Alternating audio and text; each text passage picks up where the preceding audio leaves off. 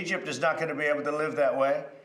And they'll end up blowing up the dam. And I said it, and I say it loud and clear. They'll blow up that dam, and they have to do something. So whatever you can do to get them, Ethiopia, to do that, they're going to have to, okay? And we've cut off all payment and everything else to Ethiopia. It was terrible. Dr. Mustafa Menshawy is a political analyst, and he joins me now for more discussion on this topic from Doha. Thank you so much for joining us on the program. Now, let's start off with talking about why this dam is so controversial. It's controversial for the Egyptians. They depend on most of their water resources in a country of desert on the Nile River. So as El-sisi, the Egyptian president, describes it, it's a matter of life and death.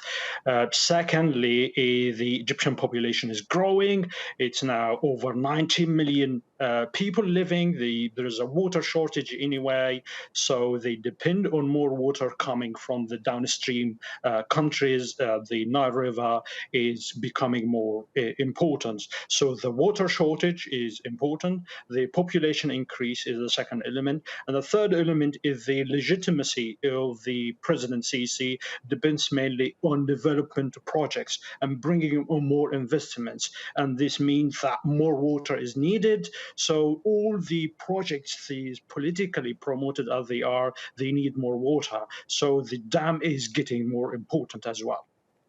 Right. Now, as we just heard, U.S. President Trump suggested Egypt might blow up the dam. Is there really a serious risk of escalation of the situation to a conflict, and how serious do you think it would get? Thanks for the question, because everyone is actually guessing right now.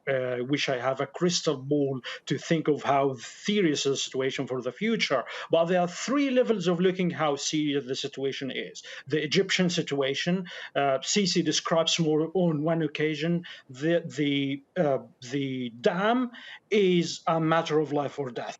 And he is, quote and unquote, is putting every option at the table of negotiations. And this alludes, of course, to a possibility of a war between the two countries, Egypt and Ethiopia. At the U.S. Level, this is the President Trump's statements is giving two indications. The first one is that the U.S. is loud and clear siding with Egypt in this conflict. So the second element is that there are more escalations to come, not only the boycott, the cutting off the economic aid, and no measures expected to come. And the third element is actually we are looking at the level of the countries in between.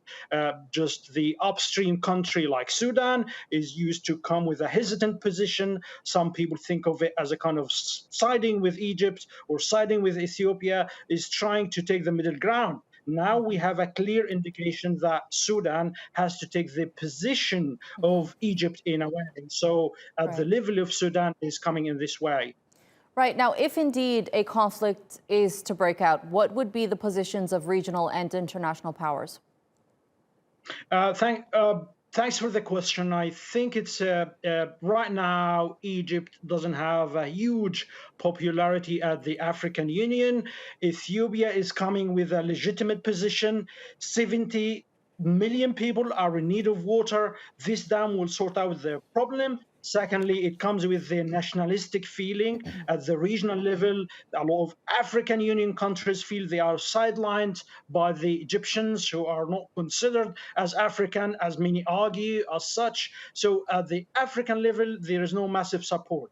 At the international level, right now, the United States is literally siding with Egypt, but a lot of European Union position is coming in between. And the Arab level has actually, it's a bit divided as well, because a bit of investment coming in the way in the dam, which is around $5 billion of investment. So it's a bit mixed reaction. The Egyptians are not fully confident of their allies. The international level is a bit mixed, and the African Union right now is siding with the Ethiopian side. All right. So Mustafa Menshawy, political analyst, thank you so much for joining us on the program and sharing that analysis with us.